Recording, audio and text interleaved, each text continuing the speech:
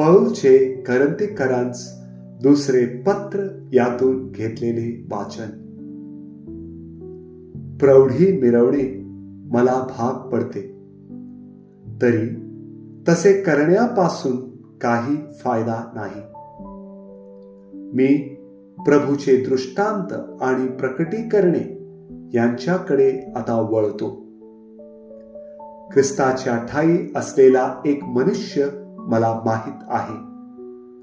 त्याला 14 वर्षामागे 3ऱ्या स्वर्गापर्यंत उचलून नेण्यात आले होते. त्याला सदेह नेण्यात आले किंवा विदेह असे नेण्यात आले हे मला ठाऊक नाही, देवाला ठाऊक आहे. त्याच मनुष्याविषयी मला माहित आहे की त्या मनुष्याला सुखलोकात उचलून नेण्यात आले. सदेह किंवा विदेह हे मला ठाऊक नाही, देवाला ठाऊक आहे. आणि माणसाने ज्याचा उच्चारही करणे उचित नाही अशी वाक्ये त्याने ऐकली, अशा मनुष्याविषयी मी प्रौढी मिरवणार. मी स्वतःविषयी नाही, तर केवळ आपल्या दुर्बलतेची प्रौढी मिरवीन. जरी मी आपली प्रौढी मिरवण्याची इच्छा धरली, तरी मी मूढ ठरणार नाही, कारण मी खरे तेच बोलेन. तथापि मी बोलत नाही, कारण मी जो आहे म्हणून लोकांना दिसतो, किंवा माझ्याकडून लोक जे ऐकतात त्या पलीकडे मला कोणी मानू नये. प्रकटीकरणाच्या विपुलतेमुळे मी सडून जावे नये म्हणून माझ्या शरीराचा एक काटा, म्हणजे मला ठोसे मारण्याकरिता सैतानाचा एक दूत ठेवण्यात आला आहे. मी चढून जाऊ नये म्हणून त्याला ठेवण्यात आला आहे.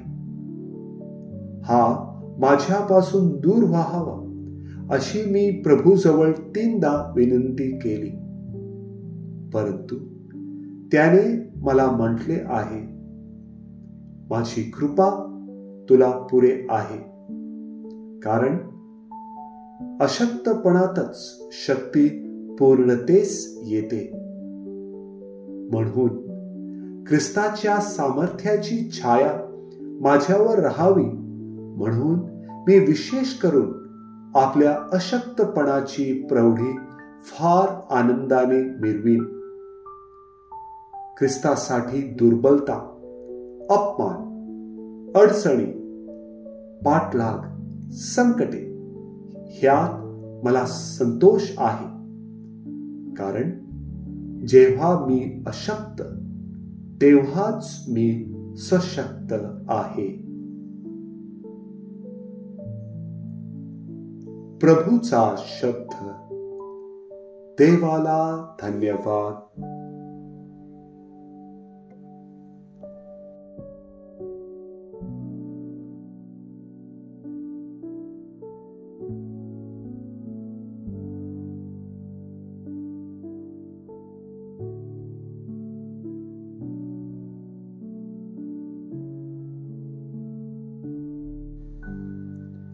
मथई लिखित पवित्र शुभ वर्तमानातून घेतलेले वाचन.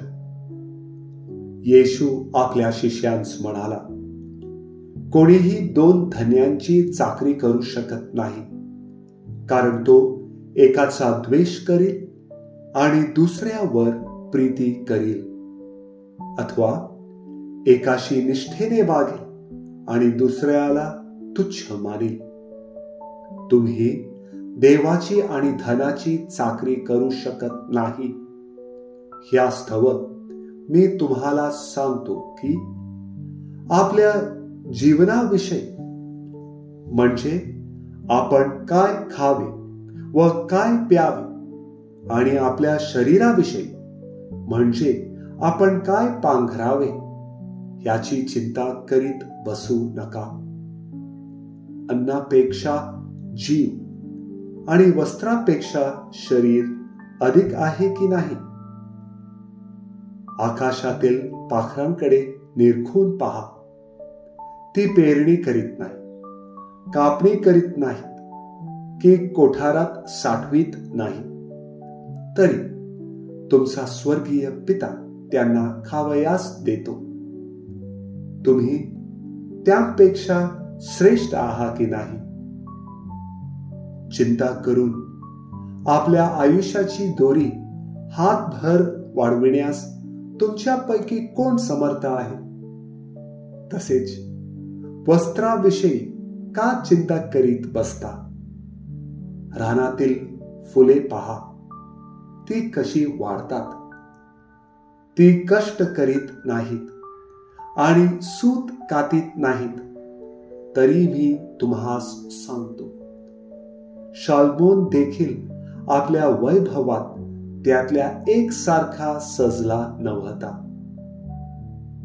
जे रानातले गवत आज आहे आणि उद्या भट्टीत पडते, त्याला जर देव असा पोशाख घालतो, तर हो तुम्ही अल्पविश्वासी, तो विशेष करून तुम्हाला पोशाख घालणार नाही काय? यास्तव काय खावे, काय प्यावे, काय पांघरावे असे म्हणत चिंता करीत बसू नका, कारण ही सर्व मिळवण्याची धडपड परराष्ट्रीय लोक करीत असतात. तुम्हाला ह्या सर्वांची गरज आहे हे तुमचा स्वर्गीय पिता जाणून आहे. तर तुम्ही पहिल्याने त्याचे राज्य आणि त्याचे नीतिमत्व मिळवण्यास झटा, म्हणजे त्यांच्या बरोबर याही सर्व गोष्टी तुम्हाला मिळतील. ह्यास्तव उद्याची चिंता करू नका, कारण उद्याची चिंता उद्याला. ज्या दिवसाचे दुःख त्या दिवसाला पुरे. प्रभूचे शुभ वर्तमान. हे प्रभू येशू ख्रिस्ता, तुझी स्तुती असो.